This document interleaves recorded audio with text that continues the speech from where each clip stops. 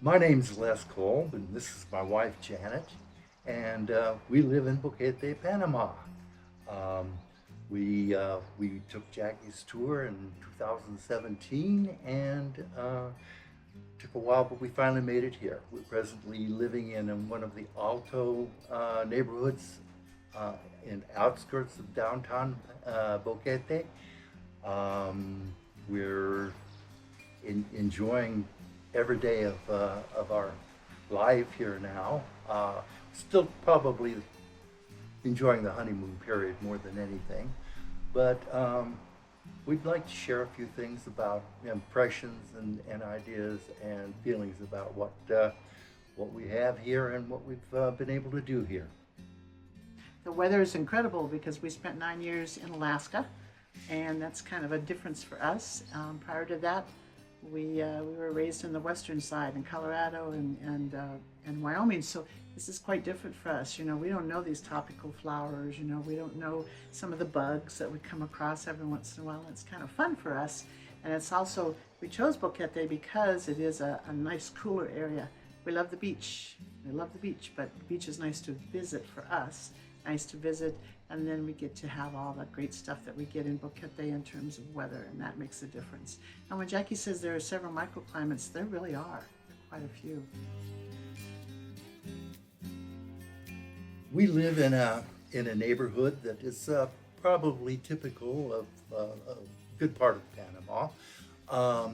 We have beautiful grounds. The climate here is there's only two seasons, wet and dry, and the weather is perpetually spring. When we arise in the morning, we're treated to the side of what would, I guess, be best described by us as our own personal private botanical garden. There's bougainvillea, there's just all manner of plants and birds, and it's it's very pleasant.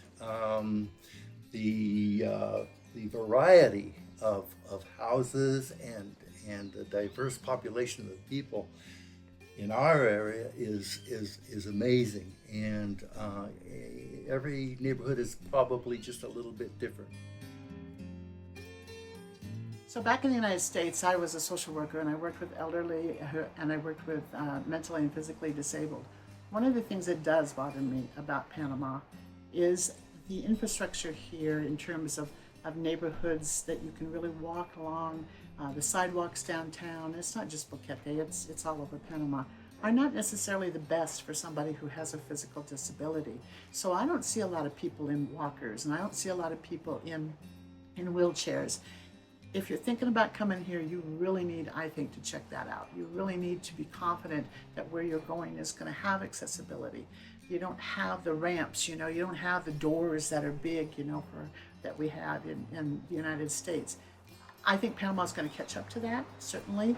At this time, their structure, that's just not an important thing for them right now. Certainly check that out. The other thing that I think is really important is to realize that this is a loud country when it rains. We were at Albrook Mall one day, and Albrook, it was deafening. It was just, and we've had rain before, and certainly in Alaska we had a lot of rain. Be aware of that. If you have a metal roof at your house, you may find that every time that it rains, you can't talk to someone on the phone, you can't talk to your spouse, and it may bother you if you have a hearing aid. My husband just got hearing aids, and there are certain things that are starting to, that he can hear now. So just be aware that it's a very, very, very loud sound when it really, really rains, and it kind of makes it a little bit of a challenge if you're having a serious discussion. I also wanted to say too that you're not elderly. The elderly and retirees are not the only ones that come here. People come here with families. The U.S. and Canada are not the only countries that are represented here. And so you get a real chance, in my opinion, to really practice what you preach. If you believe in diversity, this is a place that you can practice diversity. But I believe strongly myself, you darn well should learn some Spanish. To me, there's just no excuse. So I want to give you 3 tips that have been from our personal experience. One thing is, I think it's really important that you have, when you're ready to come, that you have a division of labor. You know, you got to make a lot of decisions. What cell plan, what health plan, if you choose to do that, where do you want to live, what kinds of places are available, all these things that you have to put into place, let alone all the decisions that you have to make when you are living wherever you're living. A division of labor is important. It can't be all just one person, or it can't be mostly that one person doing those things.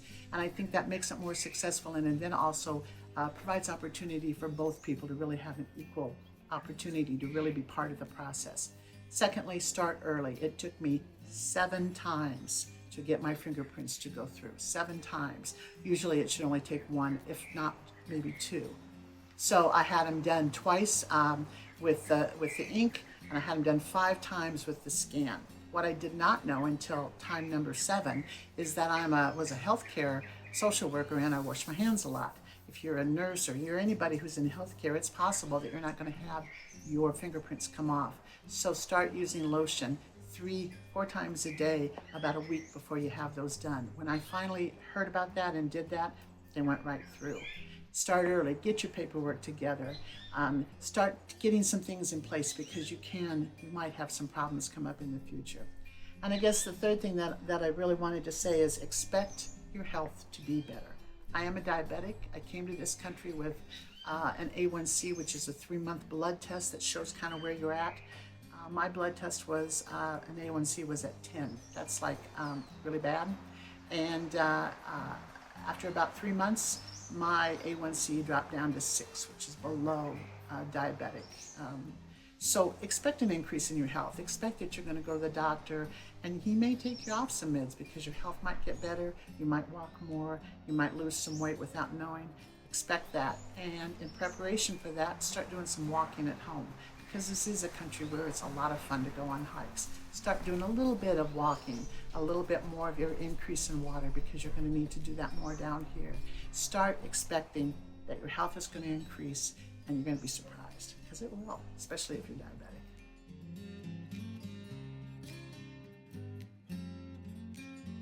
We moved here for a lot of reasons. The fact that it's more economical for us is certainly a plus.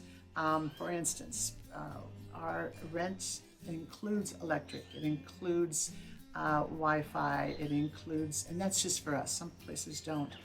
Up in Alaska, you know, we had heat, you know, we'd be paying about $300 up to $400 per month on some of that stuff.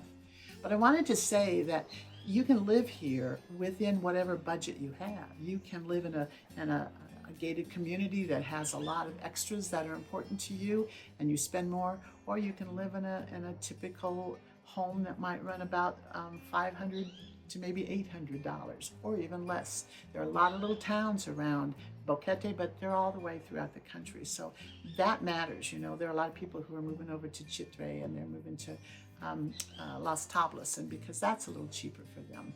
We certainly don't spend as much as a lot of people in going out to eat. We just don't go out to eat a whole bunch, and when we do, we like to go to Panamanian restaurants, and that typical meal can be around $4 or $5. We're not doing it because it's cheap. We're doing it because it tastes good to us, okay? You don't have to have a car. We didn't have a car for like about 4 months, and the only reason that we chose to have a car was because we wanted to be able to just see the rest of the country. You can get by on the taxis here. In fact, our first taxi experience was we got into the taxi, and there were like 2 other people there, and we're thinking, well, they need to get out. Well, they didn't need to get out. They were going with us. So you're going to find yourself in a taxi with 2 or 3 other people. Make the best of it. It's fun. That's when you're sitting right beside somebody and you go, well, hola, ¿cómo estás? You get to practice Spanish a little bit, and you're friendly, and they're friendly back. But that was a surprise to me. So we came down here with 2 suitcases each, and they were medium-sized suitcases. We didn't do the really big ones.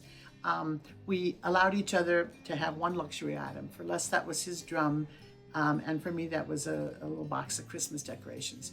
You can buy anything here. You truly can, except maybe not an Instapot. That's been a little problem. And maybe not a hummingbird feeder. If you're coming down, you might stick one of those in. But the thing that I wanted to make a point is that we put a lot of clothes in our suitcases, and my husband's 6'5", and I am fluffy, and so I was concerned, was he going to be able to find jeans that would be long enough for him, and was I going to find clothes that would be big enough for me? And we went to Albrook Mall. We found some jeans for him. I'm still having difficulty with, maybe finding clothes that, are big enough for me, but I should continue to lose weight and then I wouldn't have that issue. But the point is, you can buy anything you need down here. There's really nothing that you can't buy. Go to Panama, where you're going to see all these videos and you're going to review them all. It's up to you. You're going to make choices, and those that you may move to Panama and it may not work out for you, or you may move to Panama and decide to move to another country, or perhaps another country. Bottom line is, if you do go on Jackie's tour, you're going to get information that is kind of available for any place that you move. Her information is specific to Panama, but it's very general for any kind of moving abroad. And I think that's a valuable tool to have. And she gives you a manual that you will look at time and time and time again. Why move to Panama for us? For us, it just makes sense. But when you come here, create your own stuff. Do what you want to do, and listen to people, get information from people, and then create what's good for you. And that's not any great, wonderful thing that I've said, except that so often you get kind of tied into what other people think or what other people have experienced. Use the information, but create your own, and come to Panama.